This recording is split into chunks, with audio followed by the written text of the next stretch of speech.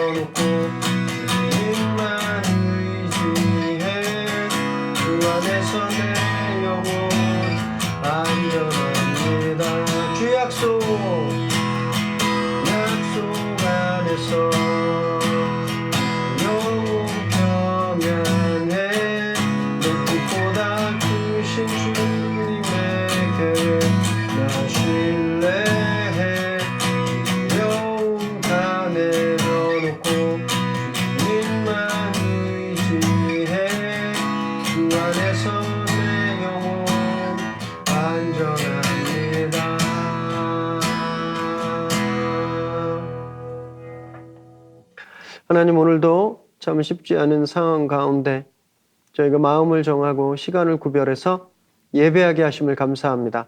비록 한 공간에서 서로 온기를 나누며 예배드릴 수는 없지만 그러나 이 온라인 공간에서도 우리 예배 기쁨을 누리게 하시고 함께 예배하는 예배자들이 있음을 믿고 힘없고 또 위로받는 시간 되게 하여 주옵소서. 오늘 말씀하실 때 그 말씀이 우리 마음밭에 떨어져 귀한 열매로 자라나게 하시고 말씀으로 또 승리하는 귀한 하루 되게 하여 주옵소서. 예수님의 이름으로 기도드립니다. 아멘. 우리 주님께 한번 감사의 영광의 박수 드리겠습니다. 네, 오늘 함께 나누실 하나님 말씀은 여호수아 20장 1절에서 9절까지 말씀입니다. 저와 여러분이 한 절씩 교대로 읽으시겠습니다. 여호와께서 여호수아에게 말씀하여 이르시되 이스라엘 자손에게 말하여 이르기를 내가 모세를 통하여 너희에게 말한 도피성들을 너희를 위하여 정하여 부지 중에 실수로 사람을 죽인 자를 그리로 도망하게 하라. 이는 너희를 위해 피해 보복자를 피할 곳이니라. 이 성읍들 중에 하나에 도피하는 자는 그 성읍에 들어가는 문 어귀에 서서 그 성읍의 장로들의 귀에 자기의 사건을 말할 것이요 그들은 그를 성읍에 받아들여 한 곳을 주어 자기들 중에 거주하게 하고 피해 보복자가 그의 뒤를 따라온다 할지라도 그들은 그 살인자를 그의 손에 내주지 말지니 이는 본래 미워함이 없이 부지 중에 그의 이웃을 죽였음이라. 그 살인자는 회중 앞에 서서 재판을 받기까지 또는 그 당시 대제사장이 죽기까지 그 성읍에 거주하다가 그 후에 그 살인자는 그 성읍 곧 자기가 도망하여 나온 자기 성읍 자기 집으로 돌아갈지니라 하라 하시니라. 이에 그들이 납달리의 산지 갈릴리 게데스와 에브라임 산지의 세겜과 유다 산지의 기럇 아르바 곧 헤브론과 여리고 동쪽 요단 저쪽 루벤 지파 중에서 평지 광야의 베셀과 갓 지파 중에서 길르앗 라목과 므낫세 지파 중에서 바산 골란을 구별하였으니 이는 곧 이스라엘 모든 자손과 그들 중에 거류민을 위하여 선정된 성읍들로서 누구든지 부지 중에 살인한 자가 그리로 도망하여 그가 회중 앞에 설 때까지 피해 보복자의 손에 죽지 아니하게 하기 위함이라. 아멘. 오늘 우리에게 주시는 하나님의 말씀입니다. 2015년 9월에 안동에 참 어이없는 화재 사건이 있었습니다. 한 아파트 4층에서 가스 폭발 사고가 있었어요. 60대 남성분이 창문과 출입문을 다 실리콘으로 봉해놓고 가스 밸브를 틀어놓고 불을 지른 겁니다. 그 이유가 너무 참 황당한데 층간소음 때문에 그랬대요. 위층에서 너무 시끄럽게 하니까 아예 자기도 죽으려고 유서까지 써놓고 가스를 틀었어요. 그래서 큰 화재가 났고 온 아파트 주민들이 다 대피하는 그런 소동이 생겼습니다. 정말 어이없고 너무 황당한 사건이지만 실제 이런 층간 소음으로 인한 분쟁들이 한 해에 한 2만 건이 넘는다고 합니다. 정도도 굉장히 다양한데 폭행, 보복, 살인, 진짜 이런 일 때문에 사람을 이렇게 해할 수가 있나? 이러 싶을 정도인데 물론 직접 당해보면 좀 얼마나 짜증나고 힘드실지 이해는 되지만 그렇다고 자기도 해치고 남도 해칠 그런 심각한 일은 아니지 않나 이런 생각을 좀 해봅니다. 왜 이런 일들이 일어나냐면 우리 안에 있는 어떤 보복 심리 때문에 그래요.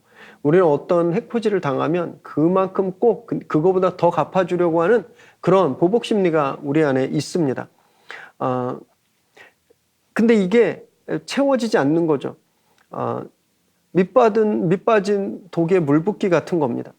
그리고 그렇게 보복하면 또 상대방이 또 보복해 오죠. 서로를 정말 망치게 만드는 그런 건데, 그래서 공자가 이런 말씀하셨죠. 복수를 하기 위해 떠나려면 무덤을 2개 파놓고 가라 이렇게 말했습니다. 하나는 내가 보복할 내 원수를 위한 무덤, 또 하나는 내 무덤. 그러니까 결국 복수는 서로를 죽이는 그런 어리석은 방법이다 이런 가르침인 거죠. 그래서 국가는요 사사로운 복수를 막기 위해서 법을 만들고 또 경찰, 군대 이런 공권력을 만들어 놓은 거거든요. 성경에도 이런 구절이 있습니다. 성경에도요 사사로운 복수를 금하고 있어요. 그리고 그것을 제도화했는데 오늘 저희가 나눌 하나님께서 이스라엘에게 주시는 말씀이 바로 이런 명령을 담고 있습니다. 1절에 보면 여호와께서 여호수아에게 말씀하셔서 이르시되라고 되어 있는데 한글 성경에는 주로 이 접속사나 관계사 이런 것들이 많이 생략돼 있어서 좀 아쉽습니다. 영어 성경을 한번 보시면요, 이 앞에 then이라는 말이 있어요.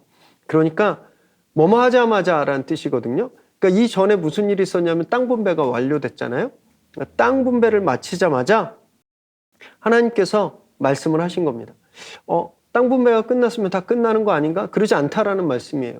여러분, 우리가 수능 끝나면 다 끝나나요? 대학 합격하면 끝나나요? 그러지 않죠. 대학을 입학하면 이제 그때부터 대학 생활이라고 하는 차원이 다른 삶이 시작되는 거거든요. 열심히 원서 써서 입사하면 끝나나요? 그러지 않습니다. 이제 새로운 삶이 시작되는 거예요. 회사 생활이라는 것이. 이스라엘도 마찬가지입니다. 가나안 땅을 다 분배받았다고 거기서 끝나는 것이 아니라는 거예요. 이제 그들이 거기서 살아가야 되는 진짜 하나님 백성답게 살아가야 되는 그런 의무와 책임이 이제 시작되는 거죠. 그래서 하나님께서 그 시작점에 이것에 대해서 말씀하고 있는 겁니다. 2절과 3절에 보면요, 도피성을 만들라고 하십니다. 그래서 부지 중에 실수로 사람을 죽인 자를 도망하게 하고 그곳에서 피해 보복을 피하게 해라, 이렇게 말씀하시죠. 이 말씀 민수기 35장 9절에서 12절을 그대로 반복하고 있는 말씀입니다. 이 도피성 제도예요. 도피성 제도. 이 도피성이라고 하는 단어를 원어로 보면 어떤 뜻이 있냐면 끌어들이는 성이라는 뜻을 가지고 있습니다. 그러니까 사람들을 끌어들이는 성이라는 거예요. 실수로 살인한 사람을 끌어들여서 보호한다라는 그런 의미가 있습니다. 이제 정착해서 하나님 백성답게 살아가야 되는데 이제 그 첫 명령을 하나님께서 살해할 의도가 없이 살해를 저지른 그런 살인자를 보호하는 장치를 제일 먼저 말씀하셨다라는 거예요. 하나님은 그런데 이 도피성의 제도를 이미 광야 때 주셨거든요. 출애굽기 20장에 보면 10계명을 하나님께서 주시는데, 그리고 나서 바로 출애굽기 21장에 보면 하나님께서 실수로 사람을 죽인 자, 출애굽기 21장 12절 13절 지금 자막으로 보시면 되는데, 거기 보면 실수로, 고의적인 것이 아니라 실수로 사람을 죽인 자를 도망하게 만드십니다. 그래서 그 실수로 사람을 죽인 자는 회막들이나 번제단으로 피해서 자기 목숨을 구제받을 수 있었거든요. 그런데 이제 법을 주시자마자 도피성에 대한 그 보호 장치를 주셨던 것처럼 지금도 땅을 완성하자마자 하나님께서 도피성을 주시는 거예요. 우리 생각엔 조금 좀 이해가 안 될 수도 있죠. 아니, 땅을 받았으면 하나님께서 제일 먼저 주셔야 될 말씀이 무엇일까요? 농사하는 법. 씨는 언제 뿌리고, 물은 어디서 하고, 딸기는 언제 심고, 포도는 언제 심고, 해충을 막으려면 비료를 뭘 쓰고, 이 땅을 받았으면 그 땅에서 먹고 살 만한 그런 긴급한 말씀들이 있었을 텐데, 하나님 그것보다 제일 먼저 도피성, 우발적으로 의도 없이 살인을 저지른 사람을 보호하는 도피성에 대한 말씀을 하나님께서 먼저 주신다라는 거예요. 그 이유가 무엇일까요? 여러분, 이것이 공동체를 유지하는 데 굉장히 중요한 원칙이기 때문에 그렇습니다. 서로 의도하지 않았는데 우리 가족 중에 누구를 옆집 사람이 죽였어요. 그 사람이 의도하지 않았지만 분노가 치밀겠죠. 똑같이 갚아야 되잖아요. 당신은 또 7배 보복 원칙이라든지 아니면 눈에는 눈, 이에는 이라고 하는 이 동질 보복의 원칙이 통용되고 있었던 시대였기 때문에 실수든 뭐든 우리 가족이 죽으면 저도 가서 원수를 갚아야 되는 거죠. 여러분, 이런 일들이 일어난다고 생각해 보십시오. 공동체가 완전히 와야 되는 겁니다. 그래서 하나님께서 이 공동체를 보호하시기 위해서, 특히나 이제 땅을 분배받아서 다 각자 그 땅을 경작하며 살아야 되는 일종의 사적 영역이 생겼을 때 이 보복 원칙 때문에 이 공동체가 완전히 나라가 와야 되는 걸 하나님이 원하지 않으셨기 때문에 그런 거예요. 하나님, 우리가 얼마나 연약한지 아셔서 이런 것을 만드신 거죠. 우리도 나는 전혀 그럴 의도가 없었는데 다른 분이 상처받는 그런 때 많지 않습니까? 이런 경우 있죠. 내가 저분한테 막 상처를 받았어요. 근데 저 사람은 그걸 몰라요. 그래서 맨날 내 옆에서 웃고 떠들어요. 막 속상하죠. 이런 일들이 있는 겁니다. 내 마음대로 안 되는 것들이 있어요. 내가 의도하지 않았는데 다른 사람에게 상처 주고 또 그렇게 상처받는 때가 있다라는 거죠. 그럴 때 우리가 어떻게 해야 되는가? 이것이 공동체를 잘 유지하는 그런 아주 키포인트가 되는 겁니다. 어떤 교회 한 집사님이 열심히 교회 섬기시다가 강대상 청소하시다가 강대상 이제 목사님이 드시는 이렇게 크리스탈 물컵을 이렇게 툭 쳐가지고 깼대요. 그랬더니 막 같이 청소하던 권사님들이 이제 이렇게 저주받으려고 이렇게 성물을 깼다고 막 야단을 치셔서 이분이 결국 막 너무 괴로워서 교회로 옮기신 분, 제가 직접 만나서 세가족 상담하는데 그런 말씀을 하신 분이 계셨습니다. 또 어떤 분들은요, 꽃꽂이 봉사를 열심히 했는데 어느 날 이렇게 꽃시장 갔더니 뭐 빨간색이 너무 이뻐서 또 빨간 꽃을 샀는데, 근데 마침 또 그때가 부활절이었던 거예요. 부활절은 또 부활을 상징하는 하얀색이나 보라색을 해야 되는데 왜 피 색깔인 빨간색을 했냐고 또 교회에서 막 뭐라 그래서 영적인 분위기를 못 맞춘다 막 이런 얘기를 들어서 상처를 받았다는 그런 얘기도 들었는데요. 여러분, 하나님은 우리의 실수, 우리가 의도하지 않았던 그런 살인을 저지른 실수도 하나님 보호하시는 분인데, 여러분, 우리는 그러지 못할 때가 너무나 많다라는 거죠. 왜 그럴까요? 왜냐하면 우리가 얼마나 큰 은혜를 받았는지 모르기 때문에 그렇습니다. 내가 어떤 은혜를 받았는지 모르니까. 내가 만달란트, 그 종의 비유에서도 나오지만 우리 만달란트를 탕감받았는데 정말 백데나리온 그 정말 티도 안 나는 그걸 빚진 사람을 막 끝까지 쫓아가서 돈 갚아 하고 감옥에 넣었던 그 불의한 종과 불의한 관리와 너무 똑같다라는 거죠. 내 눈에 있는 들보는 못 보고 남의 눈에 있는 눈꽃만 막 지적하는 우리에게 그런 연약함이 있다라는 겁니다. 그래서 저희는요, 우리 스스로가 어떤 존재인지를 늘 겸손히 잘 파악하고 있어야 됩니다. 그래서 다른 사람에게 화가 나고 분노가 치밀어 오를 때 나 자신을 먼저 보는 그런 성숙함이 있어야 됩니다. 그래야 우리가 공동체를 정말 잘 이루어갈 수 있고 그 공동체에 분쟁이 생기지 않을 수 있는 거죠. 우리 판교 예배자 여러분들은 우리보다 좀 덜 성숙한 지체들을 지적하고 화내고 정죄하는 것이 아니라 붙들어주고 기다려주고 격려하는 그런 성숙한 예배자들 되시길 바랍니다. 4절, 5절에 보면 이 도피성에 들어가는 절차가 있습니다. 먼저 문 앞에 서서 내가 어떤 일을 저질렀는지 어떤 상황인지 자초지정을 다 말해야 됐습니다. 이 문 어귀라는 것은 원래 공동체의 재판이 이루어지고 송사가 이루어지고 잘잘못이 따져지는 그런 공식적인 장소였습니다. 그래서 먼저 그곳에서 장로들이 1심을 한다는 거예요. 1심. 그래서 장로들이 얘는 고의로 살인했구나, 고의가 아니구나, 이걸 판단한 후에 입장을 시키는 겁니다. 그러면 그렇게 일단 그 도피성에 들어오면 그 사람은 피해 보복으로부터 안전하게 되는 거죠. 그 다음에 이제 재심을 해야 돼요. 6절에 보니까 회중 앞에 서서 재판을 받아야 됐습니다. 도피성에 들어올 때 장로들에게 1심을 받고 들어온 후에 이 회중 앞에서 2심을 받아야 되는데 일종의 요즘으로 말하면 배심원 재판, 국민참여재판 이런 거라고 할 수 있죠. 이때 고의성이 인정되면 죽임을 당했습니다. 그러나 고의가 없다, 실수다라고 판단받게 되면 살게 되는 거죠. 그런데 살았지만 완전히 자유가 보장되는 건 아니었어요. 이 사람은 집으로 돌아갈 수 없었습니다. 주거 지역이 그 도피성 안으로 한계되어 있었어요. 왜냐하면 어쨌든 자기 의도는 없지만 살인을 저질렀기 때문에 그것에 대한 최소한의 책임을 져야 됐기 때문입니다.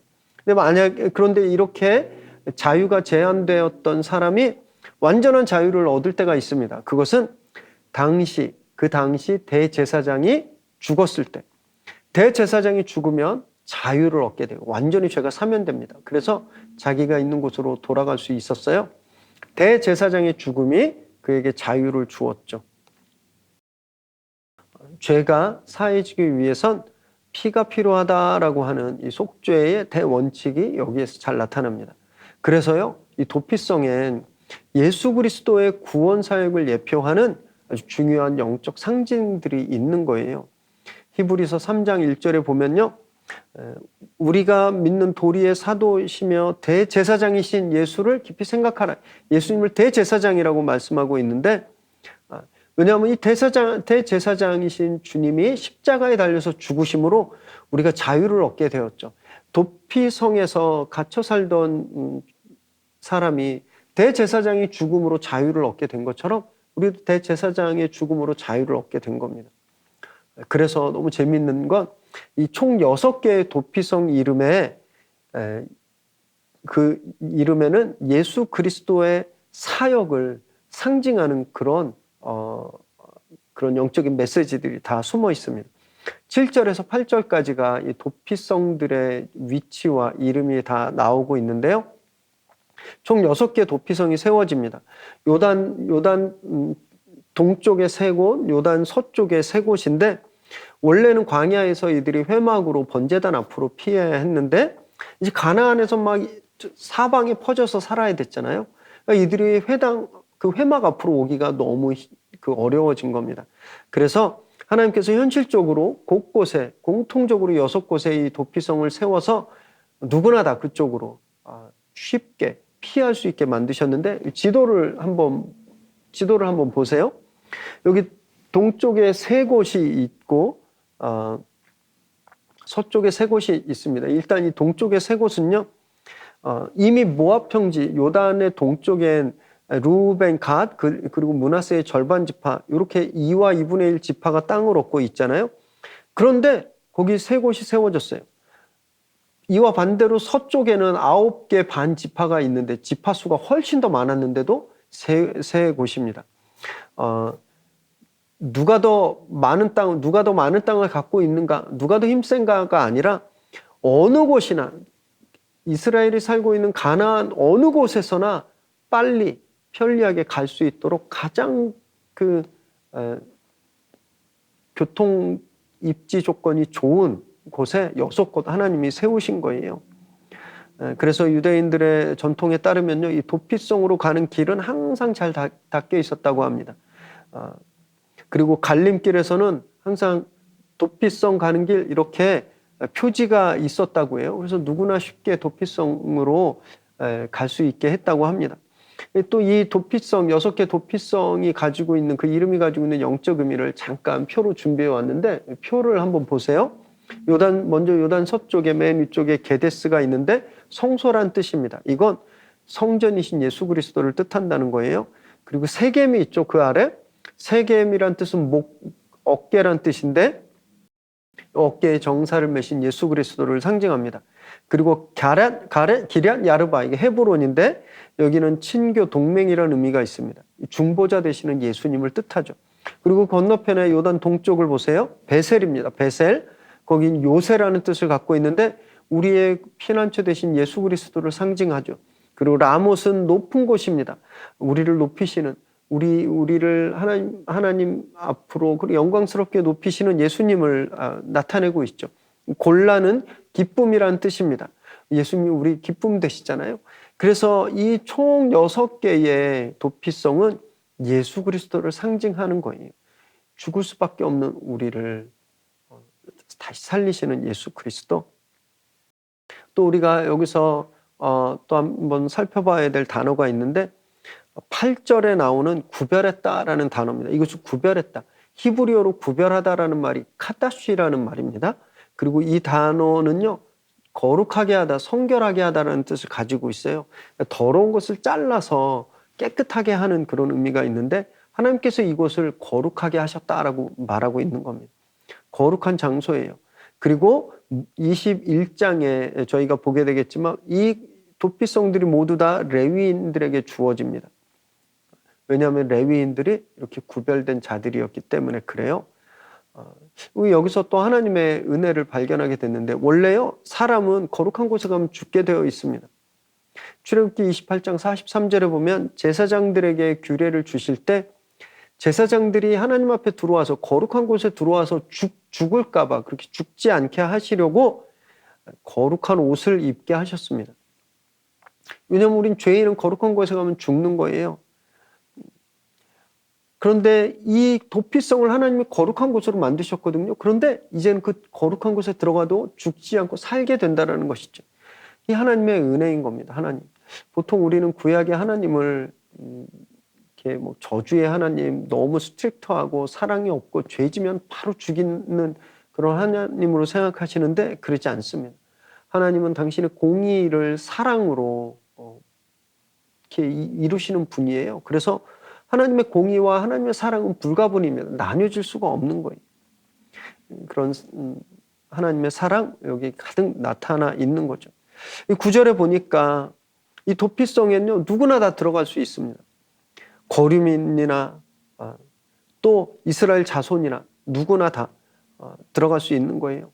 하나님의 은혜는 차별함이 없다라는 걸 말씀하고 있는 겁니다. 인종, 성별, 나이 차별하지 않으세요. 누구든지 실수로 살인을 저질렀으면 보복을 피할 수 있는 하나님의 은혜의 장소인 거죠. 여기에는 단 한 가지 조건이 있었습니다. 민수기 35장 26절, 27절에 보면요. 그 안에 반드시 머물러야 됐어요. 만약에 늦게 가서 미처 도피성에 도착하기 전에 보복자들에게 잡히면 죽게 되었습니다. 또는 도피성에 들어갔다가 아이고 너무 답답해서 나 못 있겠다 이러고 나오면 거기에서 또 보복을 당하게 되는 거예요. 거기에 머물러 있어야 사는 겁니다. 그게 하나의 조건이었어요. 여러분 많은 다른 종교들이 사람들이 우리 기독교를 교회를 공격할 때 빼놓지 않고 하는 말이 있습니다. 왜 꼭 예수만 구원받냐고 그러냐는 거예요. 왜 예수 믿어야만 천국 가냐? 불교나 힌두교도 참 훌륭한 종교인데 왜 그 종교는 구원이 없고 왜 너네만 구원이 있다고 하느냐? 이렇게 항의하는데 좀 이해는 됩니다. 뭐 억울할 수도 있고 좀 리디큘러스할 수도 있죠. 좀 이렇게 좀 합리적이지 않다고 느낄 수도 있죠. 그런데 참 안타깝지만 여러분 어쩔 수가 없는 거예요. 도피성 안에만 머물러야 살거든요. 실수로 살인을 저지른 사람이 도피성 말고 자기가 가고 싶은 데 가서 왜 니네가 나를 죽이러 오래? 나 여기서 보호받을 거야. 보호받을 수 없는 겁니다. 그 사람은 반드시 도피성에 와야만 보호받을 수 있는 거거든요. 그것처럼요. 예수님 아니면 살 수가 없는 겁니다. 그것 때문인 거예요. 사도행전 4장 12절에 보면 분명히 되어 있는데 다른 이로서는 구원을 받을 수 없다라고 되어 있거든요. 다른 구원받을 이름을 준 적이 없다라고 말씀하시는 겁니다. 여러분 도피성 외에는 자기 목숨을 자기 목숨을 보장받을 만한 곳이 없었던 것처럼 다른 이름이 없어요. 오직 예수 그리스도 이름, 그 이름만 우리를 살게 하는 겁니다. 예수 안에만 생명이 있는 거예요. 그래서 정말 다른 신앙을 가지고 다른 종교를 가지고 계신 분들께 죄송하지만 여러분 도피성 안으로 와야 사는 겁니다. 도피성 안으로. 거기에 머물러야 사는 거예요. 오늘 그 도피성 안으로 정말 많은 분들이 몰려오시기 바랍니다. 정말 끌어들이는 성이라는 이름을 가진 도피성처럼 주님 앞으로 오시길 바래요. 그렇게 나오면 차별하지 않으십니다. 도피성에 네가 유대인이냐, 너 뭐 이슬람 사람이냐, 너 남자냐, 너 종이냐, 이거 상관없이 오면 누구든지 살 수 있었습니다. 그래서 로마서 10장 13절에도 누구든지 주의 이름을 부르는 자는 구원을 받으리라 이렇게 말씀하고 있는 겁니다. 누구든지 주님 앞에 나오면 사는 겁니다. 그래서 저와 여러분이 지금 살았잖아요. 우리가 그래서 예배드리고 있는 겁니다. 우리 자신을 보세요. 우리가 구원받을 뭘 행한 게 있습니까? 우리가 구원받을 만한 큰 세상을 구했습니까? 우리 그런 공로 하나도 없습니다. 매일매일 죄 때문에 괴롭고 매일매일 정말 불안한 그냥 정말 아무것도 아닌 존재들이에요. 그런데 우리가 예수 이름 때문에 구원받았잖아요. 여러분 그 이름의 능력이 있는 겁니다. 하나님 그렇게 이 땅에 당시 가나안에 도피성을 세우셨던 것처럼 하나님 지금도 이 땅에 그런 도피성을 세워 놓으셨어요. 그것이 바로 여러분과 저입니다. 교회입니다. 우리 판교신호회 같은 믿음의 공동체들이에요. 그래서 그곳에 오면 살게 되는 겁니다. 여러분 우리 주변에 정말 특히 요즘처럼 코로나 때문에 막 너무너무 힘들어하시고 소망이 끊어지고 정말 죽음을 경험하고 계신 분들 계시면 교회로 초대하십시오. 이 판교신호회 이 온라인 예배로 초대하세요. 그들이 그곳에서 예수 그리스도 안에서 자유를 얻게 될 겁니다. 여러분 아니면 요즘 너무 마음이 힘드신가요? 정말 너무너무 고통스러워서 내가 정말 죽겠구나 이런 상황 가운데 계시나요? 여러분 예배 나오시기 바랍니다. 예수 안에 계셔야 그 짐이 벗어지는 거예요. 살게 되는 겁니다. 당장 그 도피성으로 달려오시기 바랍니다. 주님의 몸된 교회는, 믿음의 공동체는 용서와 회복과 위로의 공동체입니다. 우리 정죄하고 복수하는 공동체가 아닌 거예요. 누구든지 이곳에서 자유를 누리고 누구든지 여기서 하나님의 나라를 경험하는 겁니다. 저와 여러분, 우리 판교신우회가 또 여러분들이 섬기시는 교회가 정말 하나님이 죽음만 가득한, 보복이 가득한, 미움과 저주와 전쟁이 가득한 이 땅에 정말 하나님의 사랑을, 예수 그리스도의 사랑을 보여주시기 위해서, 경험시켜주기 위해서 세워놓으신 이 거룩한 도피성이다라는 것을 꼭 잊지 마시기 바랍니다. 그래서 교회 안에서 화해를 이루시고 기다려주시고 참아주시고 또 많은 죽어가는 영혼들을 그 거룩한 도피성인 교회로, 신앙 공동체로 빨리 이끌고 오는 그런 사명을 다 감당하게 되시길 바랍니다. 오늘 그렇게 판교 신우의 이 도피성으로 오신 여러분들께 주님께서 주시는 회복과 치유가 가득 임하게 되시기를 주님의 이름으로 축원합니다. 기도하겠습니다. 하나님 정말 감사합니다. 여러모로 어느 모로 보나 정말 죽어 마땅한 저희를 대제사장이신 예수 그리스도를 대신 죽게 하심으로 우리를 살게 하시고 또 자유하게 하셔서 너무너무 감사합니다. 저희가 그 은혜를 절대 잊지 않게 하여 주옵소서. 그 은혜를 기억하고 받은 은혜를 우리 주변에 흘려보내고 또 은혜를 베푸는 삶을 살게 하여 주옵소서. 무엇보다 우리 주변에 예수 그리스도를 몰라서 죽어가고 있는 많은 영혼들, 그들에게 예수 앞에 오면 산다라는 것을 담대히 증거하고 그들에게 예수를 전하는 그런 전도자의 삶을 저희들 잘 감당하게 하여 주옵소서.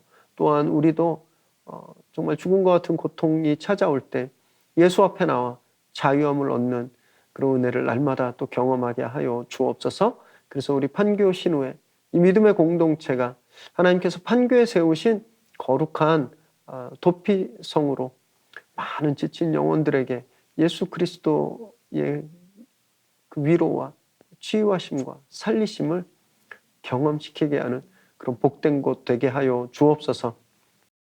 이제는 우리 주 예수 그리스도의 은혜와 하나님의 끝없는 사랑하심과 성령의 인도하심의 역사하심의 은혜가 내 공로 하나 없음을 날마다 고백하고 내 자랑거리 늘 내려놓고 오직 예수 그리스도 그분의 은혜만 기억하기로 결단하는, 그래서 우리 삶 가운데 받은 은혜를 흘려보내고 또 많은 이들에게 우리가 살 수 있는 그 거룩한 도피성 예수 그리스도를 증거하며 살기를 소망하는 이 시간 예배하는 우리 귀한 성도들, 우리 판교 예배자들 머리머리 위에 그들의 가정과 일터와 또 자녀들 위해 지금으로부터 영원토록 함께 하시기를 간절히 축원하옵나이다. 아멘. 우리 주님께 한번 감사 영광 박수 드리겠습니다. 네, 한 주간 평안하시고 안전하시고 거룩하시기를 바랍니다. 축복합니다.